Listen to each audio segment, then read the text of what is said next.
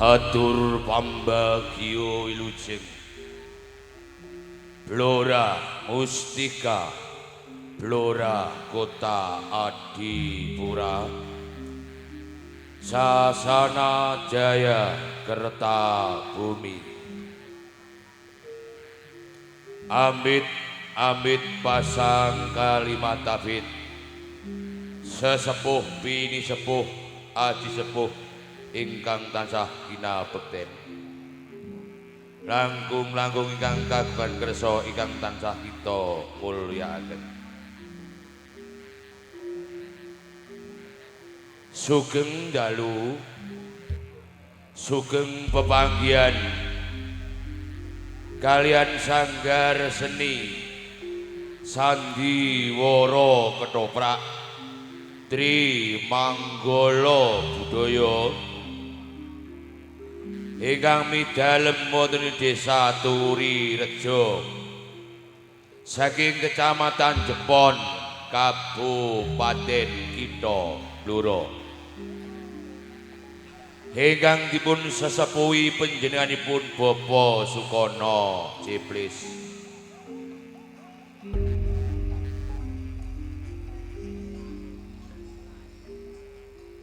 Nuwun sutresna budaya Jawi ingkang satudha kinurmatan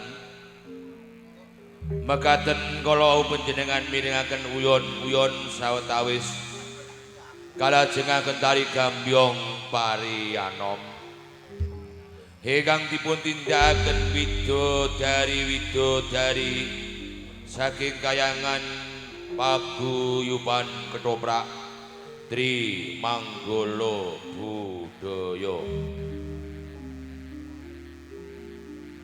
Sandiwara ketoprak Tri Manggala Budaya dipun iringi pengrawit Manggala Laras ingkang dipun pimpin Kiraka Bagus Wawandana panglipun Suwarawati dipun asta niken Ayu Titin Mariani Wiraswara dipun asta panjenenganipun Bapak Surati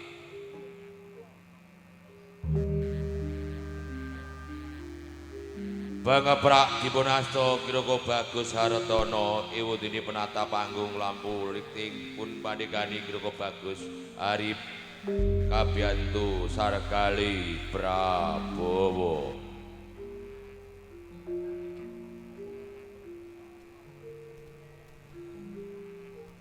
Ugi kerjasama sound sistem Putra Audio saking Desa Sali Kecamatan Sali Kabupaten Rembang Bangkit ingkang dipun pimpin panjenenganipun Bapak Sukir CS. Ugi kerjasama video syuting Media Tama Production saking Desa Tunjungan Kabupaten Bluro ingkang dipun pimpin Kiroko Bagus Puput Nopel CS.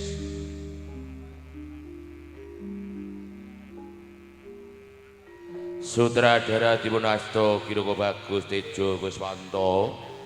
Asisten sutradara dipunasta Kiroko Bagus Ceki Simak.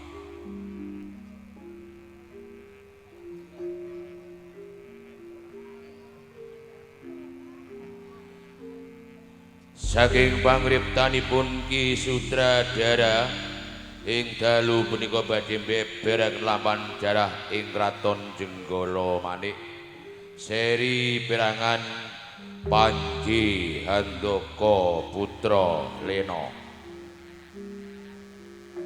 Jarah ing Jenggala Manik seri perangan Panji Handaka Putra Lena.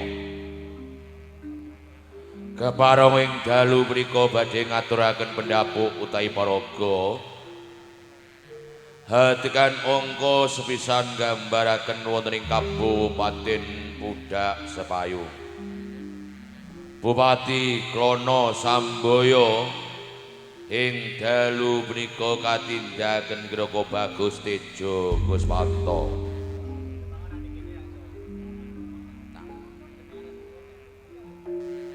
Patih Klono Pati pun paragani Kiroko Bagus Sudarmono. Hatikan sak candhaipun gambaraken wonten ing Kraton Jenggala Manik. Sang Prabu Lembu Ami Luhur ing dalu punika pun paragani panjenenganipun Bapak Didik Setiawan. Patih Kudono Warsa ing dalu punika dipun paragani Kiroko Bagus Antok Wijaya. Panji Anom dipun paragani Kiroko Bagus Togok Wibisana. Ragil Kuning dipun paragani Niken Ayu Supre Hatin. Hatikan sak candhaipun gambaraken wonten ing kasatriyan Ringin Kembar. Panji Brojonata ing dalu punika dipun paragani Kiroko Bagus Ceki Simah. Gandrung Manis ing dalu punika dipun paragani Niken Ayu Herlina Wijayanti. Wonten ing kasatriyan Tambak Boyo Panji Inu Kertopati ing dalu punika dipun paragani Kiroko Bagus Puja Asmara. Sekar Taji Galuh Condro Kirana ing dalu punika dipun paragani Niken Ayu Ani Wulandari. Hatikan salajengipun gambaraken ing Kabupaten Balerawan. Panji Handaka Putra minangka telengipun cariyos ing dalu punika dipun paragani panjenenganipun Bapak Harno Swido.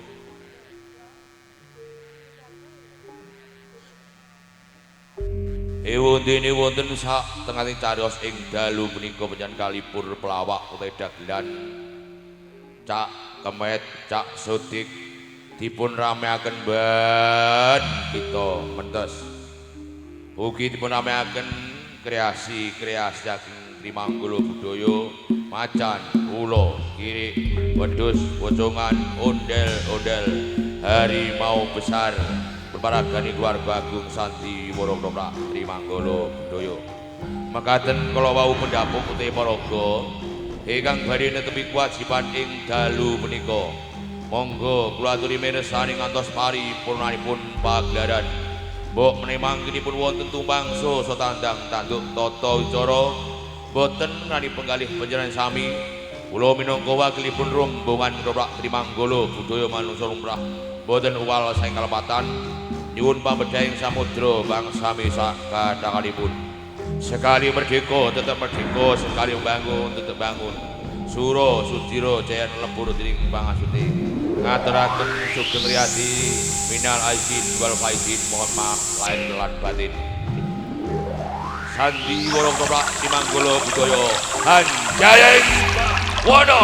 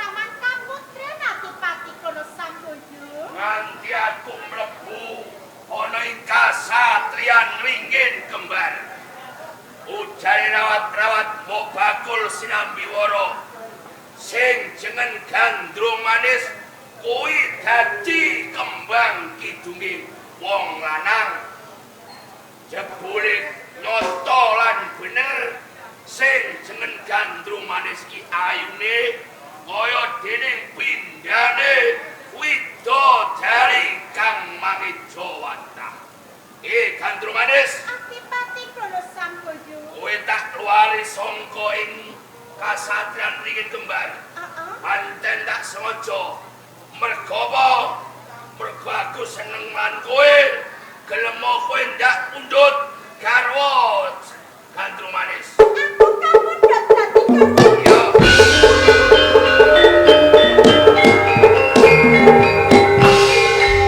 Sing akipati kula Samboyo. Piye, Nis? Sirah wis mangaken sumpah sejatine gandrung manis. Iya. Gandrung manis wanita sing wis duweni garwa. Apa ya bakal pantes lan jebul. Lamun to aku romo kabeh rasa kang tresnanku. Kabeh wis gaji sumpah atiku. Lan aku wis perlu ngerti. Sing jeneng gandrung manis ki bojone bojo. Ya, dene wis perlu aku seneng untuk gandan kowe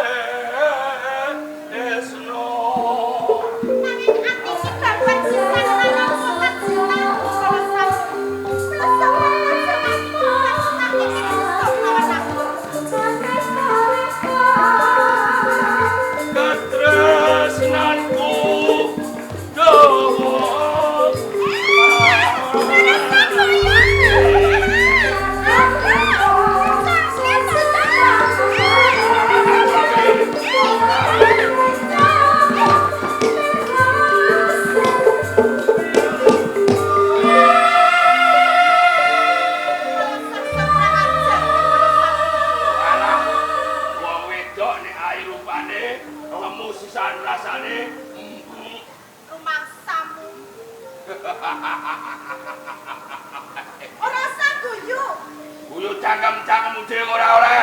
Sengit aku krungu gemuyungmu kono Samboyo. Hah? Aku sengit karo kowe. Sengit? Heeh. Dah tau nanya. Iya. Ojo tansah gawe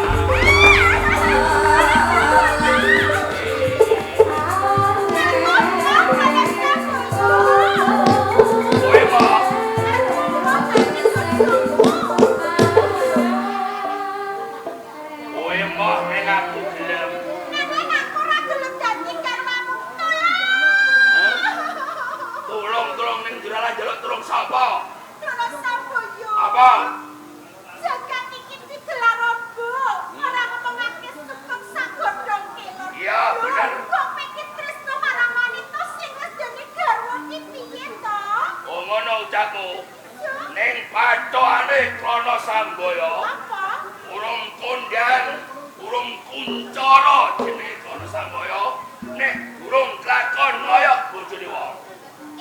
Lah kok kaya ngono sampeyan? Tak lali-lali. Ya kok nek lali-lali kok kaya sampeyan?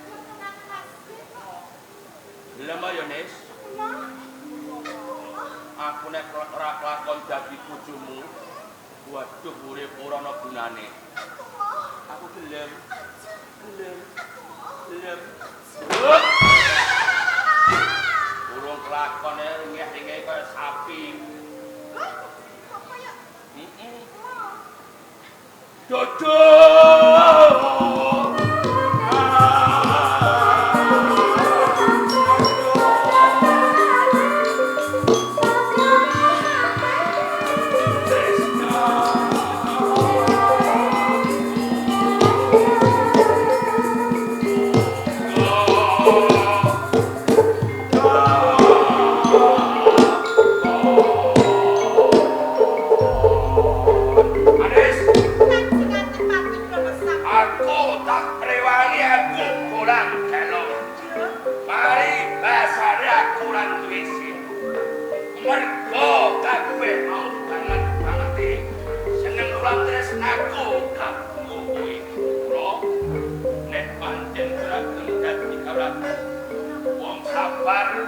manese. Aku kok tegel karo kowe, Ratu Manis. Antipati kono sampe.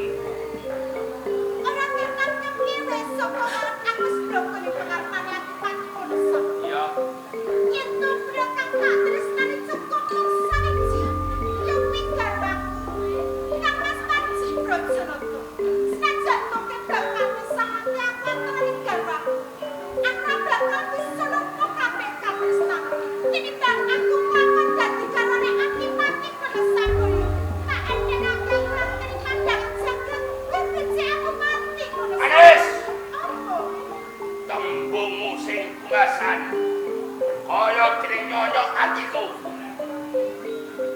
Ora beda karo aku. Kowe wis pisah karo bojomu. Iki manggone ning tengah alas. Ora tanurane. Ora bakal nulungi karo kowe. Oh. Kowe lebih manut karo aku ngajeni aku. Benci aku mati. Tinimbang aku ngladeni marang siramu kono sampeyan. Benci aku mati. Kono sampeyan jenenge. Kono sampeyan tolong. Kono sampeyan.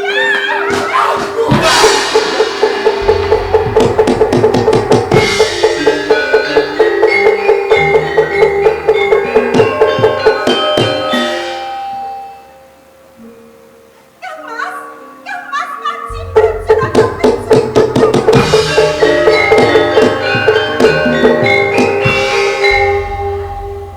Kang Mas Panji Brojonoto benci. Cetokongan kang bakal merosotkan Inggih. kuwi dipati daspai Inci leres, pawan Kolowati pati budak sepayu, ingkang peparing asma Rono Samboyo, Kang Mas. lajeng Gandra Kang Manis Mas Panji Brojonoto. kuwi bali ning taman Kaputren Rimba tak jangkai dipati daspai Menawi sampun dados dawuh panjenengan, kula nyatane kanthi langsung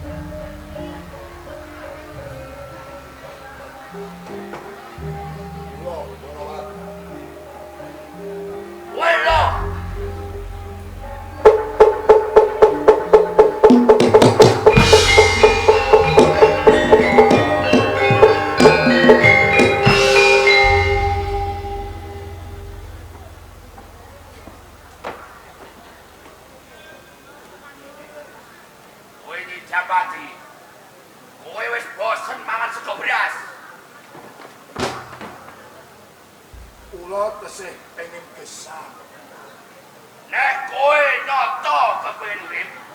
Ning yo kene ganggu karo aku. Nuwun sewu Kanjeng Adipati. Kula ngantos wantun mlebet. Amargi menapa kula keprungu yen to nggih teko ngajak lho. Apa? Lho. Aku geruh-geruh ning tilam panggulingan. Nggih.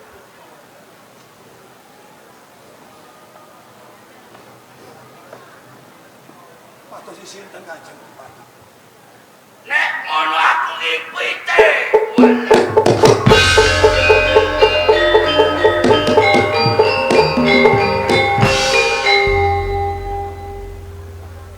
Rumangsaku kaya diringkas sunyatan.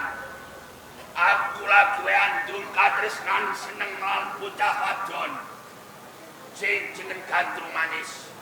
Gandrung Manis kuwi ora prawan ya ora rondo. Di bojo. Betul garwa. Iya. Bojone Panji Brojonata ing Digolomani. Nek namung ngimpi ya. Iya. Lah kowe kondo aku guru-guru nek kono aku ora ngimpi. Nggih. Kaya jeneng kasunyatan. Kados kasunyatan ngoten. Jroning atiku ki. Wis pundi Kanjeng? Oh, ing trawang-trawang aku bakal lakon dadi garwane Gandrung Manis. Najan to Gandrung Manis kuwi bojone Brojonata. Ning sumpah lan padhongane Klono Sambaya ora kondang nek durung moyok bojone wong. Mula sapa meneh sing tak sambati karo kowe. Kowe teko ning Jenggala ana ing kasatriyan ringin kembar. Jaluk Gandrung Manis. Nek ora gelem bolan waso tak gurungke kowe. Aja Adipati pengen ampun wasmala. Ora mesti. Ojo balik nek durung lakon kaya Gandrung Manis.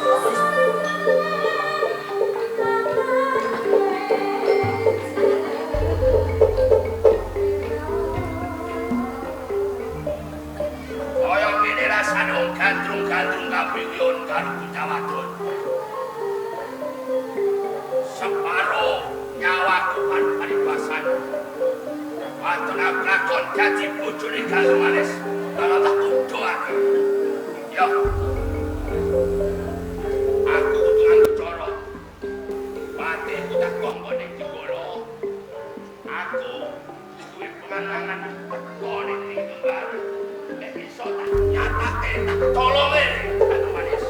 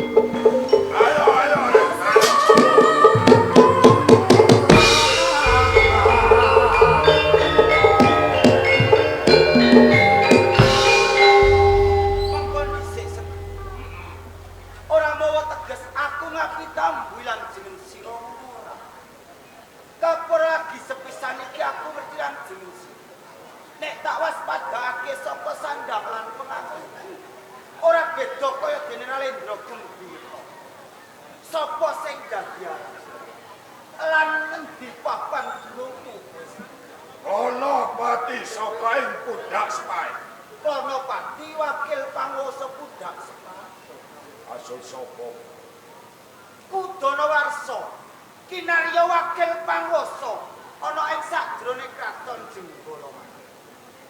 Yen kau mampu tiwas mapan kebenaran, aku bisa ketemu kalian Warangka Praja saka ing kraton Jenggala. Kono Bakti. Bisa ngandhakake mapan kebenaran. Jeneng sira bisa ketemu wakil panguwasa Jenggala malih. Ana sambung rakete apa? Pancen adoh seorang budak payo cedak ana ing Jenggala. Aku kautus dengan sesembahan Kanjeng Adipati supaya dina iki aku njaluk gandrung manis garwane Panji Brojonata. Jaluk Gus Kyai gandrung manis. Krimian bakal dadi grojokan. Geguyon bisa dadi tangsan. Sing wis padha ya. Wis tangan. Ora pati. Tapi Dadekno kawruhku ya. Gus Kyai gandrung manis. Iki ora prawan ya ora rondo. Kaporo ngerti dhewe. Nek wis duweni garwa, garwane jeng pangeran Brojonata. getar parwis ngandhake aku njaluk garwane Panji Brojonata. Mula ganti kuwi. Ora usah dadak dadi palangku. Yen to kene pitik korban papan. Ana pati. Piye? Empoh kocapande. Karo ngono sini garane nyowo. Setunggu bathok sinari bumi. Rene pecating dodol utahe dina. Iku nek diklirik liyan. Ora tentang iki ora garwaku.